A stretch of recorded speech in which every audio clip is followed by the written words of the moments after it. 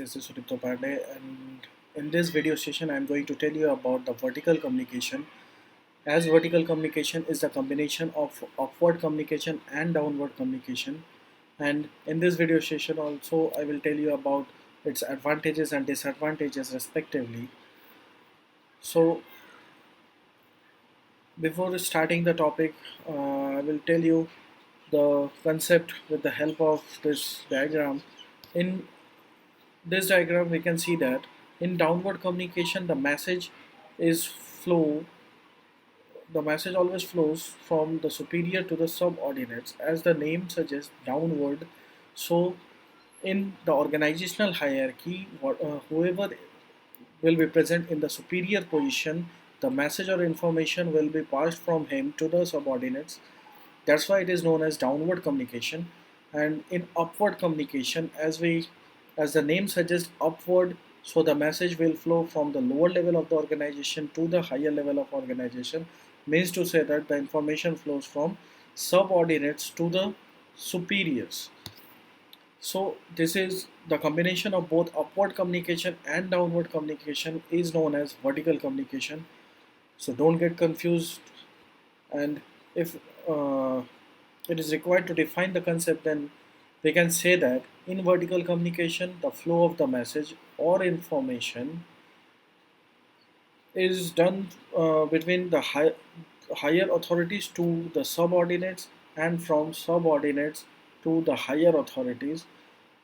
That's why the vertical communication may be of two types. It can be upward communication and downward communication. So let's discuss both the topics separately.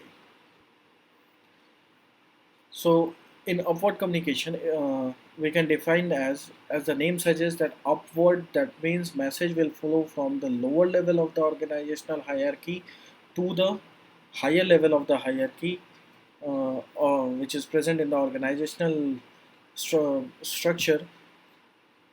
So that's why it gives a voice to the employees, and it helps to maintain a good relationship with the upper level of the employees, or from the person who is sitting in the managerial position, and this provides a kind of job satisfaction to the lower level employees. So this kind of communication can also create pressurizing atmosphere if the subordinates do not communicate well. Means if the subordinate is not open-minded, or if he has a bad attitude, then it can cause a problem in communication, which will give a very bad impact while attaining the objective of the organization.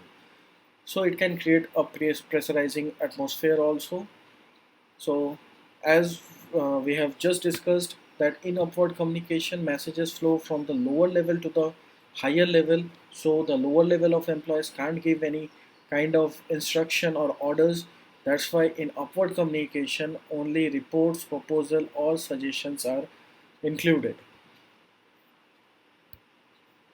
So if we talk about the advantages of upward communication, then we can say that it can provide a feedback to the managers also, that what their employees who is present in the lower level of the hierarchy, what they feel about some certain scenarios or the work which has been provided to them. So this feedback can help in the growth of the organization as well, and this kind of communication can improve the relation between the lower level employees with the higher level employees, as it gives voice to the lower level of the employees who is present in the organizational hierarchy. It also helps the management in effective decision making, because the feedback which they get from the employees, whatever the work has been provided to them, will help in taking effective decision.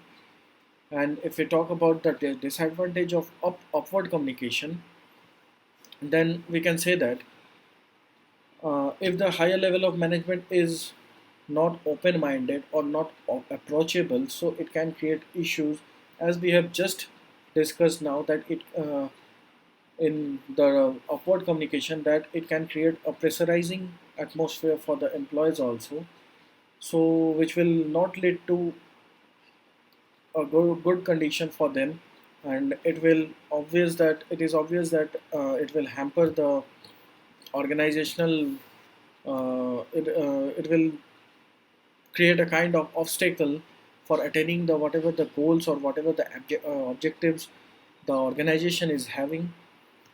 In second point, we can say that as this is a part of formal communication, and we all know that formal communication always flows in a definite channel which is being proposed by the managerial person, so it can take a lot of time.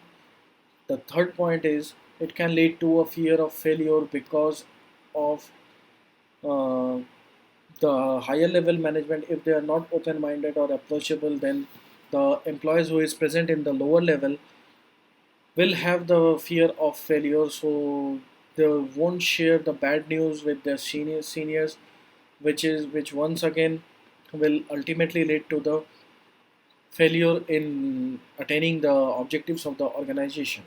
So this was all about the upward communication. If we talk about downward communication, so as the name suggests, that downward means the message will flow from the upper level of the organizational level to the lower level of the organizational hierarchy. And since the message is being flowed from the higher level, so here the sender will be the seniors. And in downward communication, it is mostly the set of instruction, orders or notices which are to be followed by the receiver. So this type of communication are generally authentic. They are authentic because downward communication belongs to the formal communication, and we all know that formal communication is authentic, and they are clear, and they are very brave. For example, if we take that, if any email sent by the principal to the staff teachers for any kind of meeting, so in this condition also principal is the higher level of authority in organizational hierarchy, and he sent an email for the meeting to the staff teacher, and it is quite obvious that staff teachers come below to the principal. That's why the message is being flowed from the higher level to the lower level, so it is known as downward communication. So moving to its advantage, we can say that it helps to maintain the discipline in an organization, as it contains the set of instructions or orders.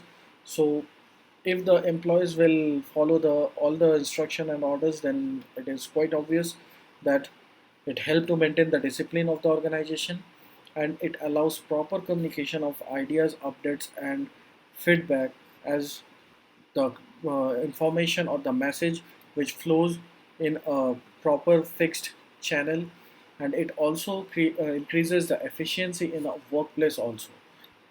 So moving to the disadvantage of the downward communication, since the information or the message which flows through several level, so it may cause a kind of distortion means any kind of misunderstanding can be occurred as it goes through several levels. The second point is that getting feedback can take longer time as it goes through many levels.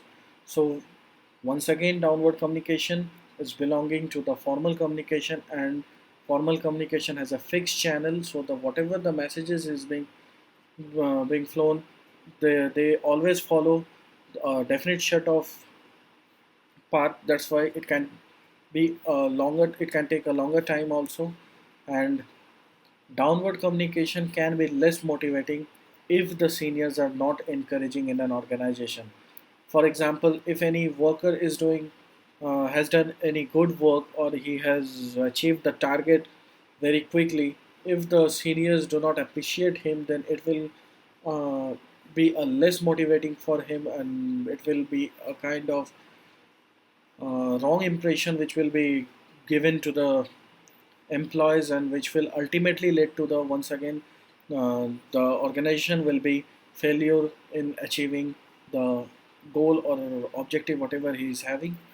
So if you understand the topic well, then hit the like button and don't forget to subscribe the channel.